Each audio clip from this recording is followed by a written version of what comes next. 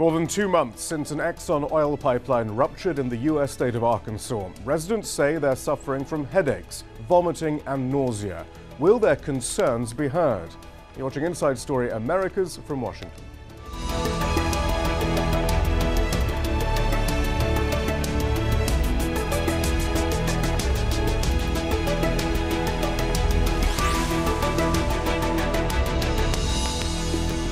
Hello, I'm Shihab Rattanssi. In March of this year, a ruptured pipeline spewed more than 6,000 barrels of tar sands oil into a small Arkansas town called Mayflower.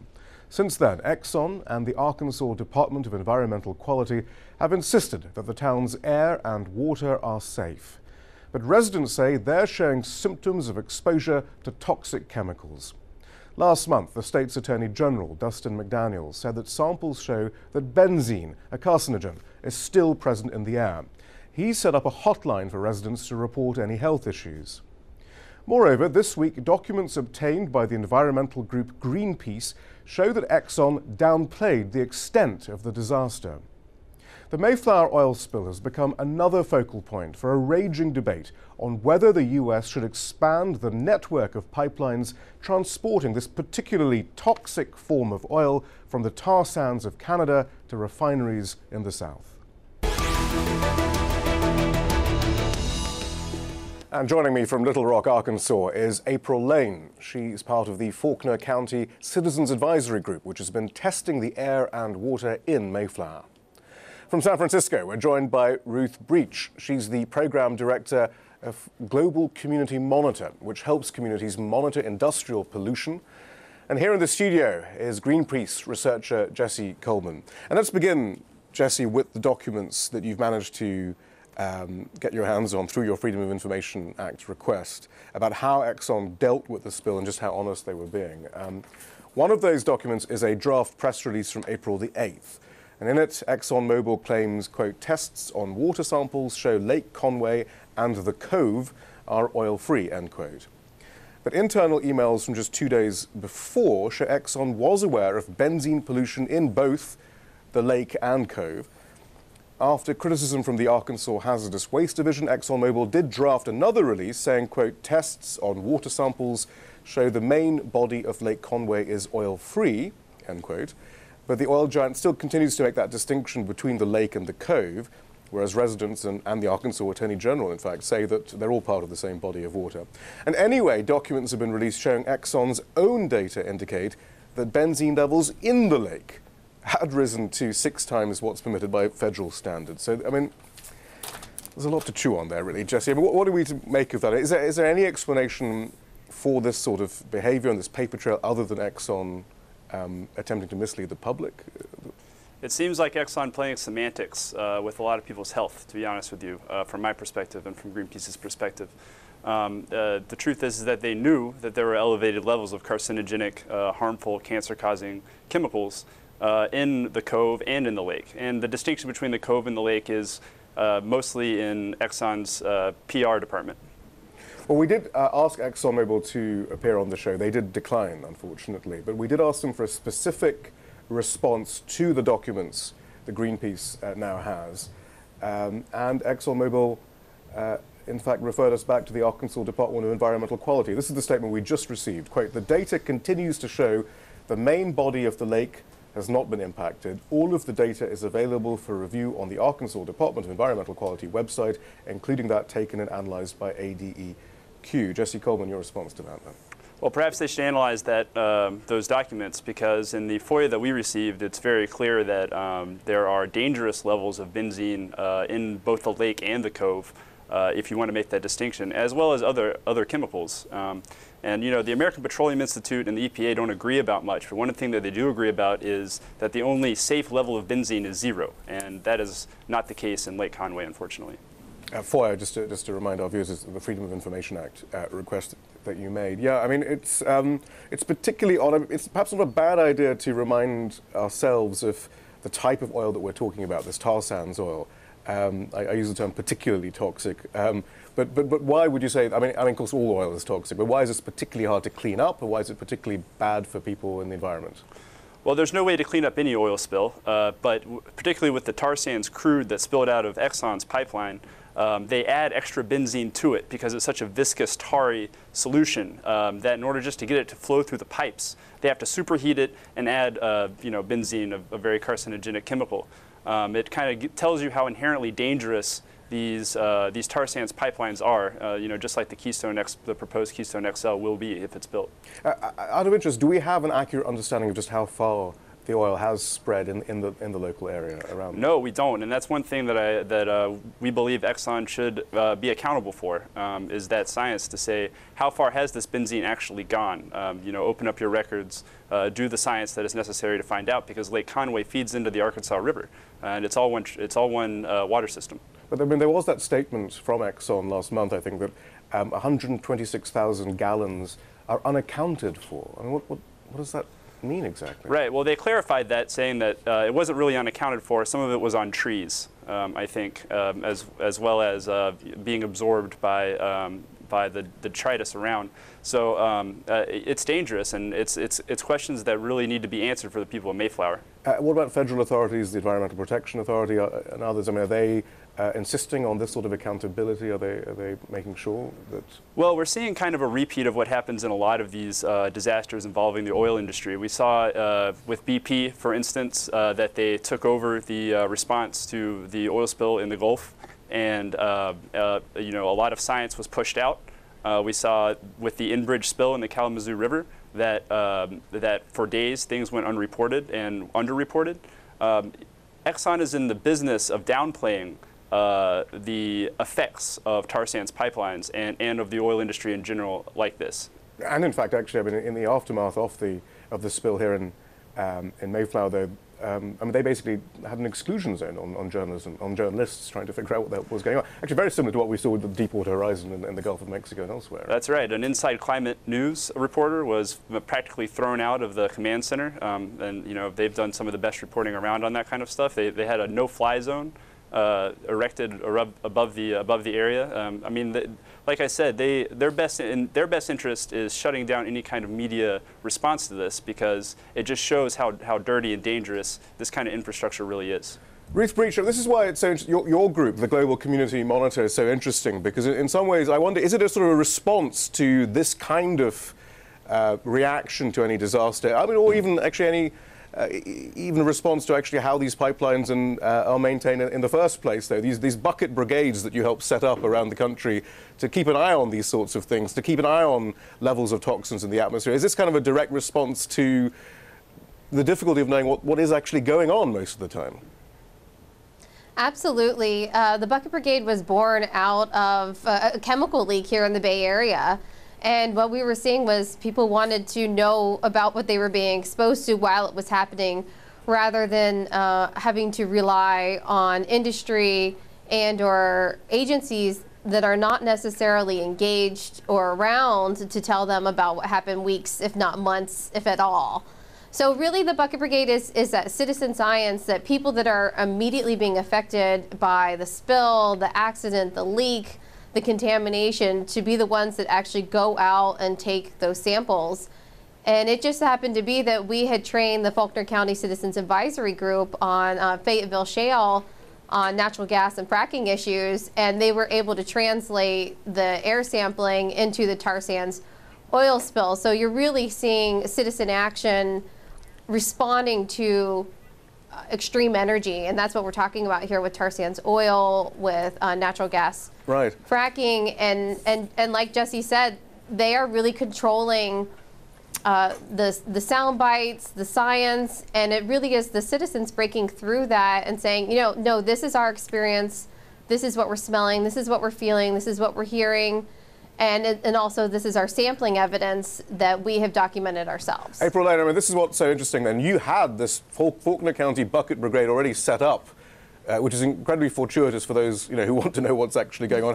Why had you set that up in the first place, even before the rupture of this pipeline?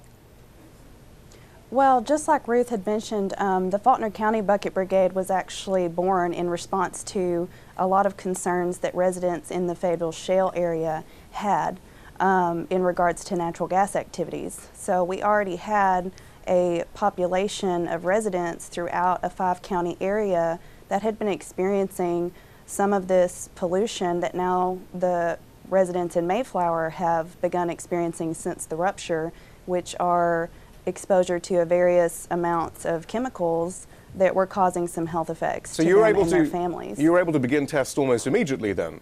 What's been the response, though, from local authorities, April, as these symptoms are reported, as daycare facilities near where the pipe ruptured had to be evacuated, all the kids going home sick? I mean, do they have any explanation? Because, again, the official line is, as Exxon mentioned, that the levels are either non-existent or too low to be of any real concern. Well, in the Mayflower incident, we tested the air immediately following the rupture. So on March 30th, we took our first sample. We detected 30 chemicals in that first sample that we took. 5 of them exceeded different standards, some from Texas and then others from Louisiana. We combined that with what people were experiencing on the ground. So we did a lot of door-to-door those first few weeks to try to talk to the residents and see what they were experiencing and how they were reacting to the toxins in the air. What we found were that many people were having lots of respiratory problems, a lot of gastrointestinal problems, nausea, fatigue, just a classic array of acute symptoms that people were experiencing right after the rupture occurred, and that lasted not only for weeks, but there are residents even still today who are having some of these residual symptoms. And it's our opinion that they are being chronically exposed to these toxins, because we actually just had a severe rain event a couple of days ago that a lot of residents contacted us immediately after this flooding that we had and said that the smell was back and that they started experiencing some of those immediate symptoms once again. And yet, so I don't think it's sorry. No, go ahead. I was saying I don't think it's sufficient or appropriate for state agencies to come out and say that their air monitoring is showing, non-detects, when in reality what that means is that they aren't using equipment to detect these low levels that people are being chronically exposed to. So it's not that it's not there. But something that seems a bit odd is that only like 22 homes were evacuated after the rupture of the Pegasus pipeline, and yet quite a large area was affected, and these symptoms were reported quite far and wide. I mean, was there any explanation for such a small amount of evacuated homes? I haven't gotten an explanation. We advocated for them to broaden that area out and include a lot of these residential areas that are right behind the rupture. A lot of these homes that people were experiencing health effects at were just as close as some of the homes that were evacuated within the Northwood subdivision. So it's our position that those people should have been evacuated, and that net that they cast should have been much, much, much larger in order to encompass everyone that was experiencing these health impacts. Ruth Breech, how do you explain the difference between the official line on their testing and the sort of testing that we're seeing being done by the Bucket Brigades on the local level? Sure. Actually, in this case, in the first few days, some of Exxon's own real-time air monitoring had notes where they had to evacuate the workers in those areas. And what we didn't see was workers with respirators on. The neighbors in that outside the evacuation area, like the school, there's a subway right there. People didn't have respirators on to protect them from the chemical exposure. But now as we get further into, 60 days, 90 days after, really what they want to do is just cover it up. They want this to be over, and they don't want to deal with the residual issues. And what the Bucket Brigade is about is really highlighting the community experience. You heard April talking about the rainfall, so it's bringing back up it's kicking back up those chemicals, bringing them back up in the air.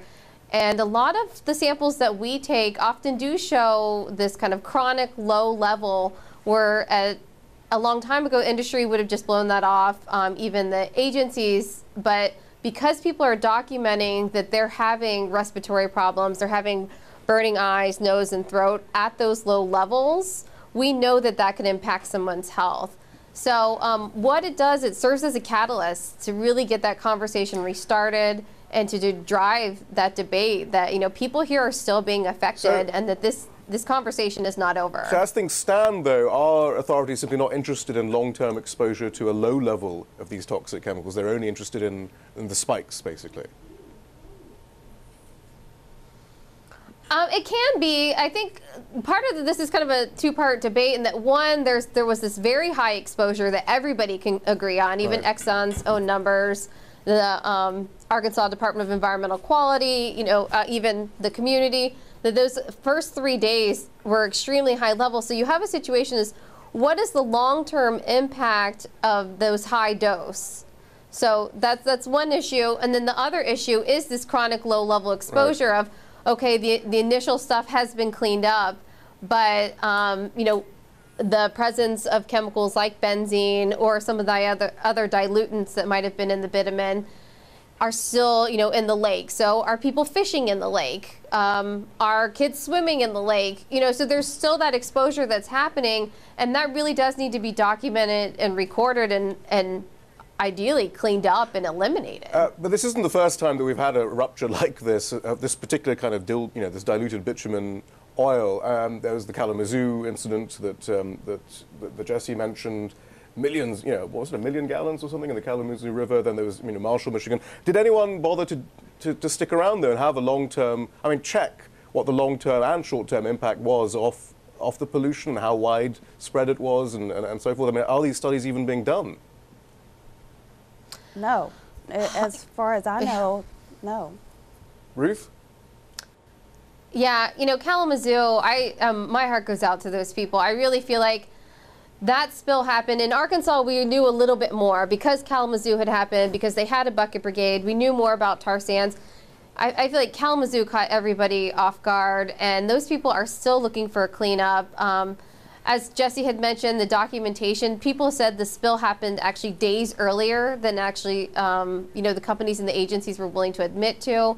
So no, that cleanup is still ongoing. There's still issues of the water contamination because they didn't really realize the issues that with the dilutants and the chemicals and then the bitumen sinking. So the whole how to clean up, it was like people were making up things as they were going. So Right. Unfortunately, Kalamazoo has been that really sad test case. Before I bring Jesse back in, April, just very quickly, the Attorney General's announced a hotline for people, with health problems. Is that effective? Is there any kind of central health center, any central health authority whom residents can consult that's keeping track of all of these problems, is trying to map where all these problems are occurring?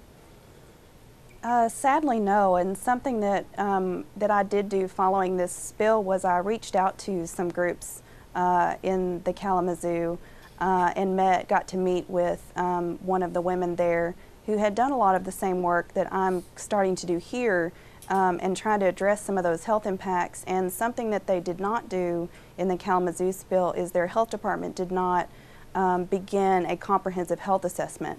That is what we are strongly advocating here. We've had both a 30-day and a 60-day town hall meeting, and that's where we're trying to set the stage for residents and people who have been impacted to come together with local officials and state agencies to address some of these concerns and to start looking at those impacts and start collecting that data. Currently, there has not been an agency step forward. We advocated very strongly early on for a centralized clinic in the community of Mayflower so that there was a centrally located place for residents to come to who felt the impacts. We did not have any luck getting that established. That's a whole nother part to this problem, is that you have a population of people who have been exposed, and yet they do not have appropriate physicians to go to address that exposure and properly treat them.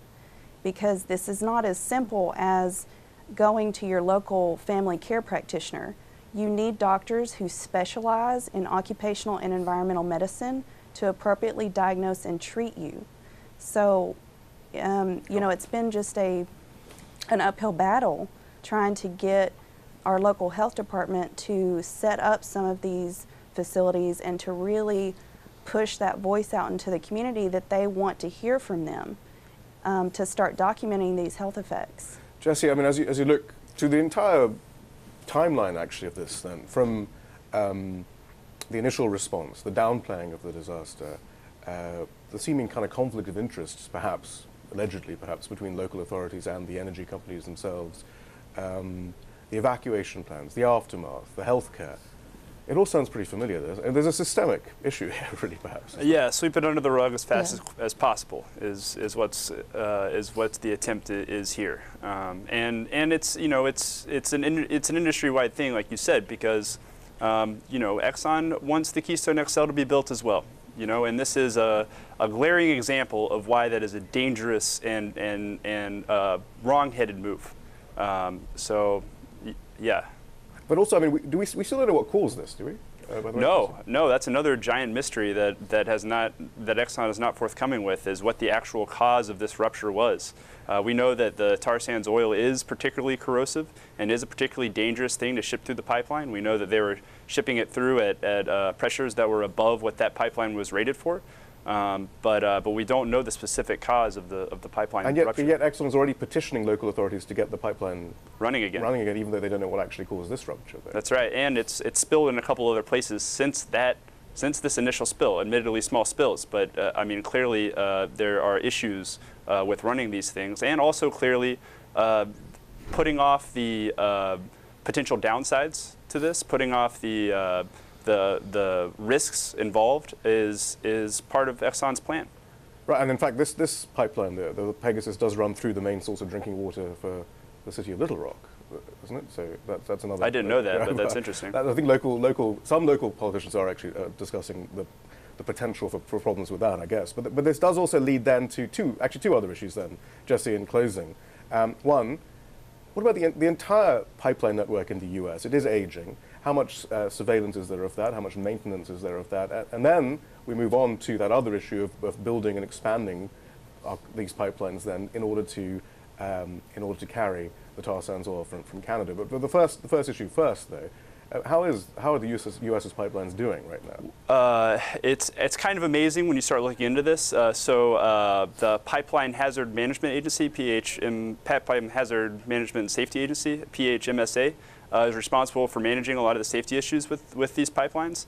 The way they split it up is into high-value areas and low-value areas. So they check more high-value areas that may have more people around or drinking sources around like that, but don't check at all on some of the low-value areas. Mayflower is actually in kind of a flux area right on the edge of what might be considered a high-value area, but what is also a low-value area. So, I mean, clearly, based on just the spills that have happened in the last 2 years, there's serious infrastructure problems with what we already have. And now there's talk then of building, I mean, there's a Keystone, but then there's also there was news this week then of, perhaps while everyone's looking at Keystone, about 5,000 miles of other pipeline, either existing pipeline or new pipeline being built or expanded in order to. That's right, the Enbridge proposal. Yeah, more tar sands oil. I mean, again, do you feel that there's enough oversight then? I think I probably know your answer to this. I mean, of course not. I don't know that there could be enough oversight, to be honest with you. They are going to try and build these pipelines as quickly and as cheaply as possible to exploit the Alberta tar sands and to ship this oil overseas. They're going to try and do that as cheaply as possible because that's the most profitable thing. When you do something like that cheaply, people will pay the risks for that. There are risks involved, and those risks aren't necessarily accounted for on ExxonMobil's balance sheet. They're accounted for in the environment of Mayflower that is now contaminated and poisoning people. But what about fines and regulations as they currently exist? I mean, are there any kind of deterrents, do you feel? I mean, obviously not. Otherwise we'd be in a different situation. All right, well, we'll leave it there. We're always very happy to have ExxonMobil on to perhaps put their side of the story on. Unfortunately, they weren't able to join us today. But Jesse Coleman, thank you very much. April Lane, thank you. Ruth Breech, thank you very much as well. Thank you. Thanks. And that's all from the team in Washington, D.C. for now. Don't forget to follow us on Twitter and Facebook, where you can find more information about the program. And we want to hear from you. Share ideas with us on Twitter. Our handle is AJ Inside Story AM.